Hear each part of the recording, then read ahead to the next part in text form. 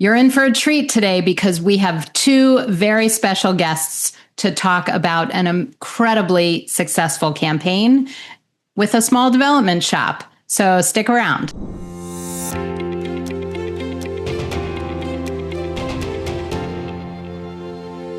Hi, I'm Amy Eisenstein. Andrea's taking a break today, but I have two very special guests with us today. We have Paula Peter, one of our campaign consultant advisor extraordinaires here at Capital Campaign Pro, and we have Jacqueline House, who is the Vice President for Communications and Community Engagement at the Safe Children Coalition. So welcome to the two of you. Thank you so much for being here. Thank you, Amy. Thanks. All right. So we're going to start with you, Jacqueline. I want you to tell listeners about Safe Children Coalition and why you wanted to do a campaign. Give us a little background. Safe Children Coalition is a community-based child welfare agency on the Suncoast of Florida, serving 3 counties in Circuit 12, Sarasota, Manatee, and DeSoto counties. We serve over 10,000 children a year with foster care, adoption, and prevention and diversion programs. And we wanted to do a campaign because we needed a new youth shelter building, replacing a building that was built in 1959 that wasn't providing the space needed for the children that we needed to serve. And so for a building built in 1959, we had used it as much as it could be used, and we needed a new space. Yes, I can imagine. And tell us a little bit about how the campaign went. And I'm giving a teaser and, your first original working goal and then where it went and where you are now. Well, the campaign was a challenge because the board and senior staff thought we were in a campaign, and we really weren't in a campaign. The original goal for the youth shelter was around $3 million. Then it was raised to $5 million. Then it was raised to 7.5. Then it was raised to 9.5. And we ended up raising almost $10 million. Oh my gosh. Okay. Can you imagine, listeners, 3 million to 5 million to 7 million, now over $10 million. So first of all, congratulations. What an amazing accomplishment. So you, your team, everybody should be so proud. And so, of course, here at Capital Campaign Pro, we are so honored to have played a small role in your success. And Paula has been your advisors for several years now, 3-4 years, something like that. So Paula, why don't you just say a little bit about the beginnings of your working with Jacqueline and sort of how far she's come? Meeting Jacqueline in the very beginning was instant delight for me. She's focused. She was crystal clear about what advantages she had and what disadvantages she was working with in her organization. She had a wonderfully committed board that had virtually no idea about fundraising and how it happened. And we're supportive of it, but not really able to engage. So that was the first reality check for Jacqueline. It didn't faze her. She had a CEO who was very new to the position and also a wonderful human being and a wonderful leader, came from program, not from administration. So Jacqueline was sort of herding everyone along and letting them know what she was going to do. But she was very clear-eyed about the fact that it was all on her shoulders, and she had to figure out how to make it not be on all her shoulders. So I didn't have to tell her that. I just showed up and listened to her and said, okay, let's see what is it at your disposal here. And she just worked it brilliantly. So it has been a delight and a learning. And Jacqueline ended up using structures that I've not used in other campaigns in order to serve her, working with all of the community foundations, of which there are many in her multi-county area. So, and did that brilliantly. And they became her ambassadors. So it was a brilliant campaign on all levels because it was all out of her instinct and experience that really drove it. Well, I know we're having you two on the podcast because you have mutual admiration society for one another. And your partnership, I think, was so effective for a variety of reasons, some of which we're going to tap into today. So, Jacqueline, you've been a client, of course, of Capital Campaign Pro. That's no secret. So let's talk a little bit about why you chose Capital Campaign Pro and specifically for our feasibility study model. So just for listeners that don't know, I mean, we do talk about it all the time on the podcast, but the model of feasibility study that we use, or the approach that we take, is that we guide the process and you, the leaders at your organization, conduct the interviews with your donors. We help with all other parts of the process, with coaching, with guidance, with support, with training. So why did you choose the model? And, how did you feel this gave you an advantage? We chose the model initially because there was a low barrier to entry. And as we were getting ready to go into this campaign, we had not yet had any seed donations or any funds that were available that we could see paying a large upfront fee for a consultant to help us through this campaign. So initially, that's why I was drawn to Capital Campaign Pro. As I continue to work with Capital Campaign Pro, and the admiration is mutual for Paula. It was meeting us where we were at every single step of the campaign. So if we weren't prepared to move forward, we could stay in that phase of the campaign and do more work until we were ready to move forward. And that low barrier of entry really helped us to stay where we needed to be in those phases before we move forward. The guided feasibility study was something also that really worked well for us because we didn't have relationships with major donors in the space where my organization was, where program had existed for a long time, but essentially this was a brand new 501c3 because of circumstances that had happened before I arrived. So we needed to develop relationships, and the guided feasibility study helped us to do that. We did not have to guess about who said what. We were in the room. Donors spoke directly to us. And it really, the myth that donors won't tell you what they think, that's not true. They will tell you the good, the bad, the ugly, what you do very well, what they have questions about, what they're not sure about. And we learned that directly from our donors. And I think that was a huge advantage to being able to get those initial gifts because we had a conversation. We had a foundation upon which to build, and donors understood where we were going and what we needed. Yep. Great. I'm so glad. Thank you for saying that. So just so listeners understand, Paula helped prepare you for those conversations, right? Can you say a little bit about how that process worked? I think first of all, the reassurance that we could do this was valuable. And having Paula specifically focused on Safe Children Coalition and the donors that I was going to be speaking with and preparing those questions specifically for those donors, walking me through the different scenarios that could happen, what could be potential answers, what could be my potential response to those answers was valuable. And in my case, we clearly weren't ready for a campaign. We clearly were not.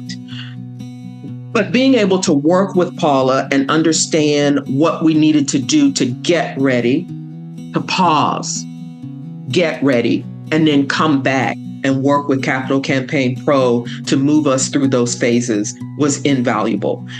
I think if we had put out a large consultant fee up front, we would have felt pressured to continue even though we didn't have those important building blocks in place. I think everybody at organizations, or often, maybe not everybody, but many times people freak out about a pause. How long was your pause, and did it impact your progress significantly?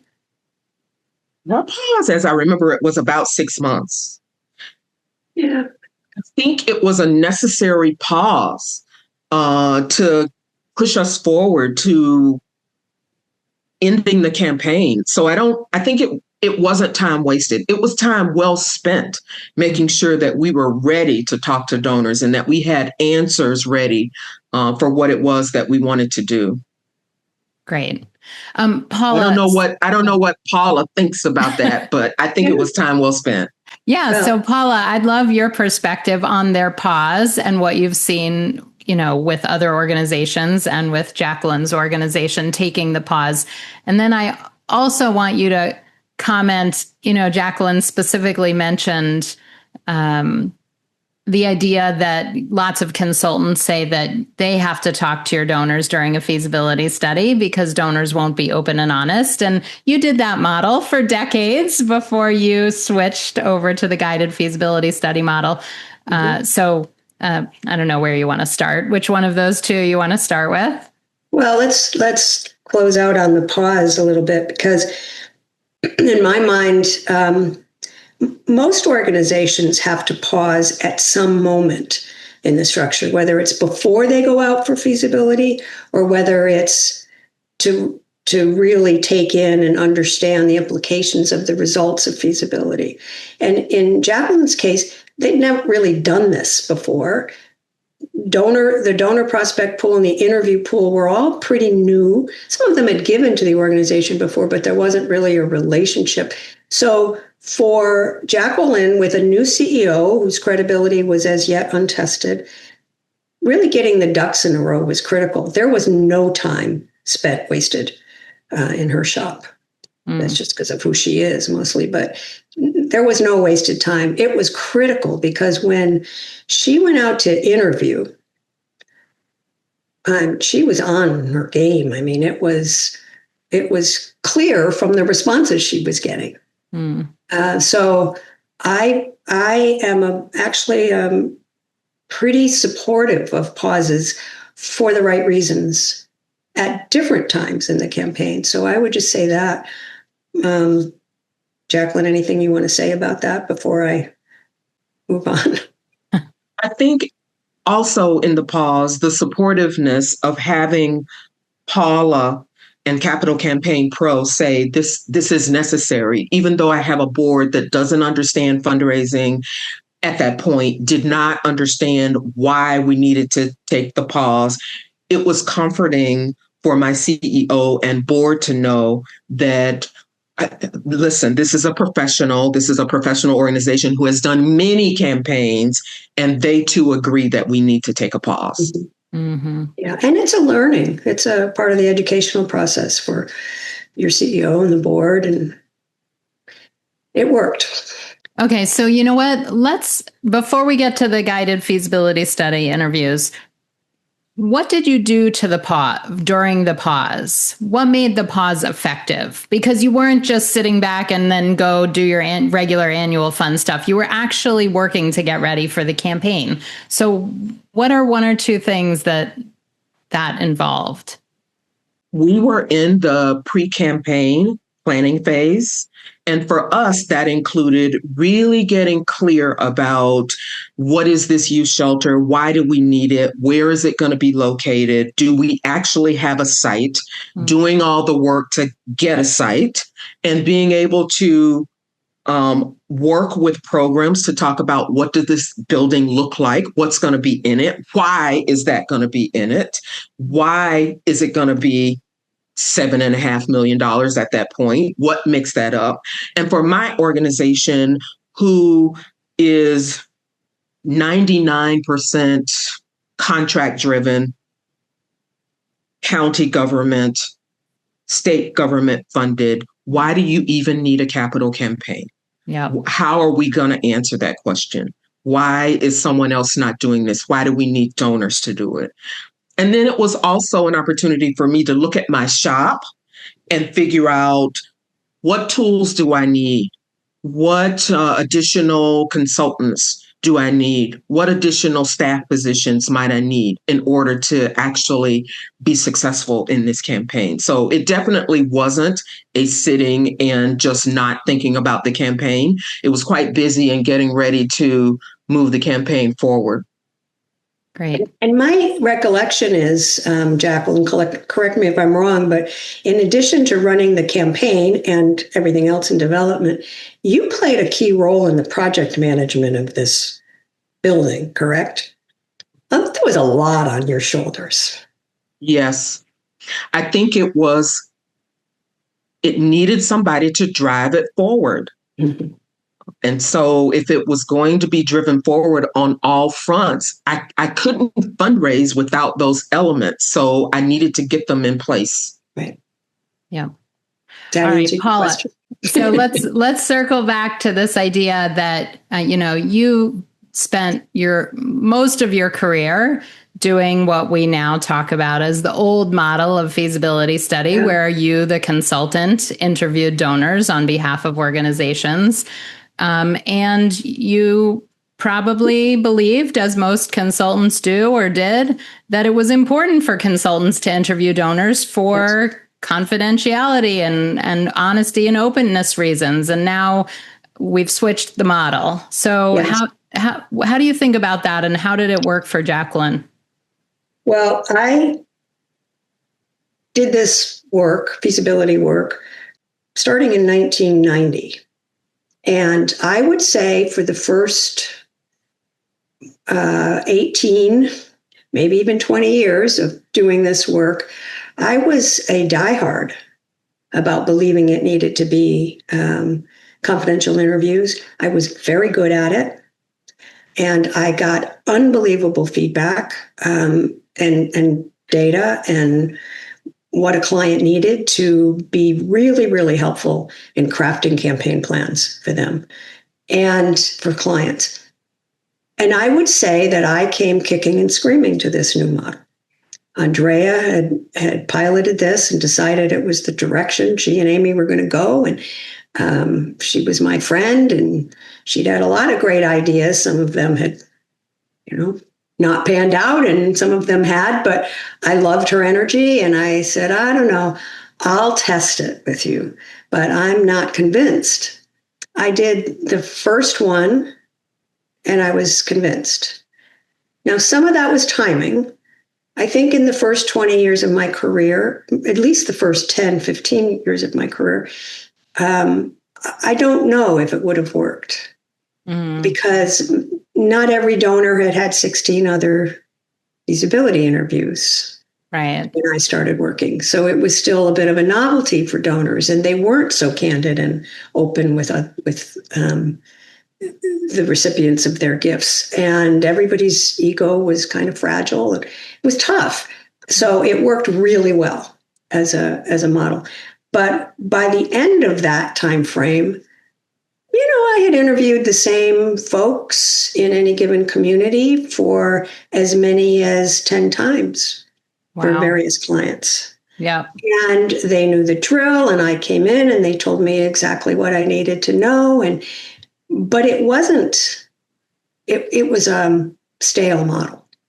And when I started hearing from them, the donors that I typically interviewed, Paula, we don't really need to meet. Here's what I'll tell you so that we can just, both have an hour back. And then it became less productive. Right. It was much more perfunctory. And by then, I think people were over it. I don't need to talk to a consultant. Why are they paying you? Why can't somebody just come talk to us? We'll tell them. So it was time. It was time to shift, just because the whole world philanthropically was shifting, and there was so much more fundraising going on than had been going on at 1990. I think that it was both time and it was the model. And then what I learned from the new model, in the first time I did it, it was just so apparent, Andrea's brilliance about this. I had clients come back to me so energized, so ready so primed to go out and solicit, even if they didn't have a lot of solicitation experience, so confident both in their case and in their ability to present it, that was more powerful than the data even that they were getting. That is the brilliance of this new model. And I can't stress it enough. So I've done, I don't know how many now for Capital Campaign Pro. And Jacqueline was one of the earlier ones for me. You've probably done more than a dozen, right? 2 dozen? Yeah. Maybe. No, I don't think 2, but probably more than a dozen. Yeah. And every one of them has been the same. Now, they haven't all gone smoothly in terms of the process getting ready for them. I just did one with a client that they took them a year to get ready to do it, even though they thought they were ready to go on day one. And we had to pause to do a strategic plan. So, you know, that happens. But hey, what happened in that, like with Jacqueline's, what happened during that pause to get that strategic plan, help a new CEO get oriented and grounded and committed, and they just made their 5th lead gift solicitation. All right. Wow. Yeah. Jacqueline, do you feel that this process increased your confidence and your competence as a solicitor? It did, 100%. I think that the fact that I needed to, in this new community, in this new role with this new organization, I needed to build relationships. And it gave me an opportunity to ask for feedback and just to get to know donors before I needed to ask them for anything. And so that age-old wisdom, ask for advice, is true. And that's what the guided feasibility model follows. We're asking for advice. And I think that the guided feasibility model, just building on something that Paula says, when it's the client conducting the interviews, it makes it unique to that organization. It's not the same person that's interviewed them for other campaigns. This is brand new. This is brand new for me. This is brand new for you. It's an opportunity to explore what a partnership might look like. Yeah. Well said. All right, great. All right, so we've talked about some early challenges that you encountered planning for the campaign and some training, but were there any specific anxieties or concerns that you had that you are willing to share? I think that Paula was really good in kind of assessing my readiness, and I don't want to say emotional, but what I mean is pulling out any anxieties that I may have been feeling about moving forward with the campaign. And as we were preparing the guided feasibility questions, and Paula was in her brilliance in training me about what could happen and what questions would be good questions for specific donors. She asked me if I was feeling any anxiety around interviewing donors. And part of the anxiety that I was feeling as a Black woman in a community that does not mostly look like me, working with donors who do not look like me, was being the only person who looked like me in the room and being the person that was coming to ask for major gifts. So that was one of the biggest anxieties that I had around working with donors who did not look like me. Yeah. Well, thank you for sharing that. I appreciate that. So, Paula, you're a white woman. Jacqueline's a Black woman. How was that experience or coaching Jacqueline to be the only non-white person in a room with her board members, with donors? Frequently, she was the only Black woman in the room. How was that like for you? Or what was that like for you, I should say?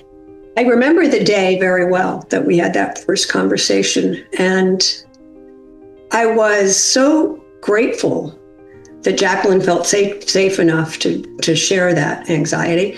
And while I can never know what that is for her, it's my job to meet her exactly where she is and to find a way to support her. So I encouraged her to talk about that. And I encouraged her to think about specific scenarios and how she might navigate anything that might come up. And we talked through a lot of that in the training.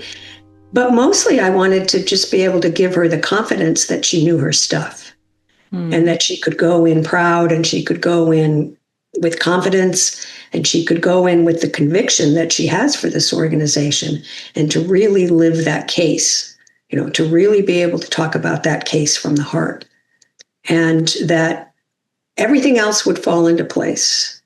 But should she have anything that is uncomfortable or that she, didn't really know how to handle, or even just to report back that we had a back and forth arrangement to just debrief and, and strategize.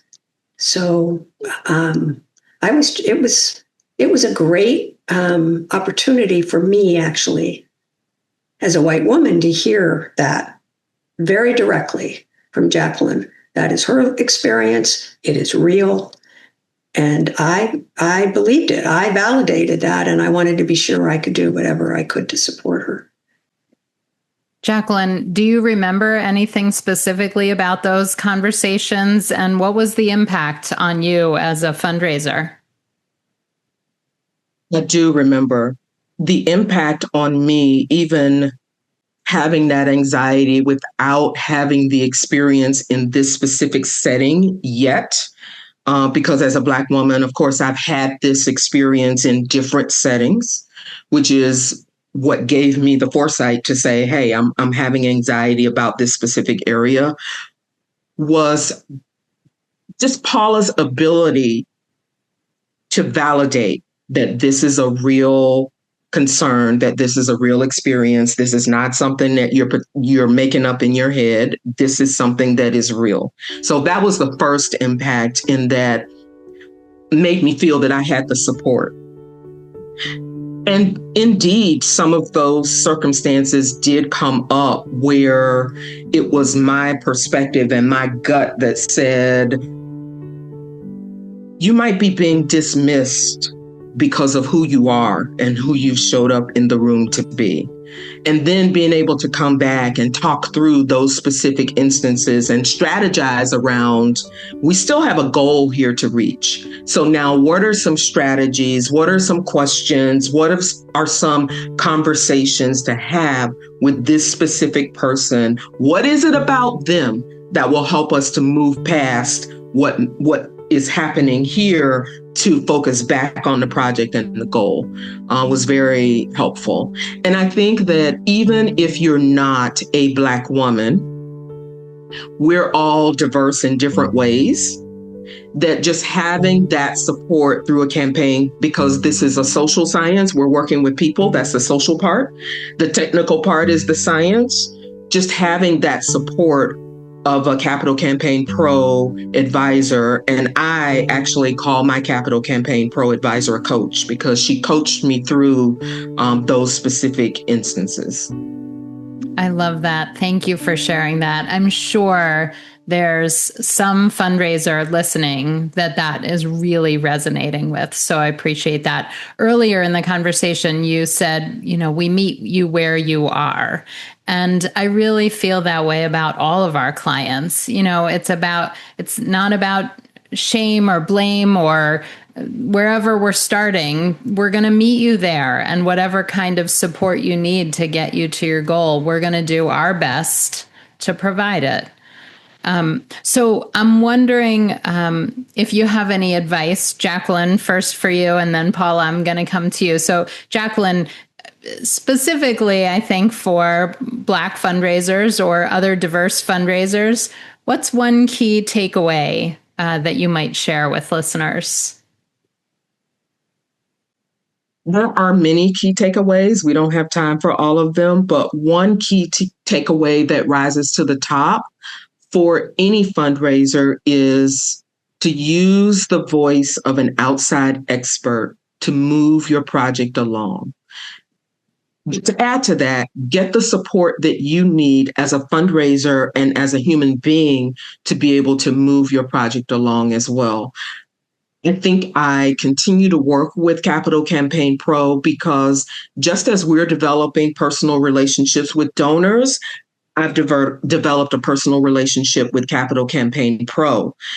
In addition to all of the tools, the online toolkit, the Wednesday peer-to-peer calls where you're meeting people from all over the country who are in the situation just like you, that peer support. In addition to all of that, the relational part is important.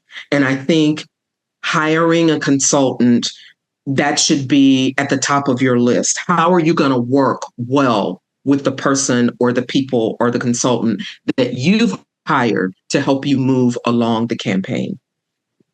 Thank you. Paula, what advice or key takeaways would you give to listeners? I'm looking at Jacqueline's face and I'm reflecting on her campaign and her journey from start to finish. And it makes me want to tell everyone listening, believe in yourself. You are better than you know. And to Jacqueline's point, if you have a good partner, you'll know it. I love that. I love that.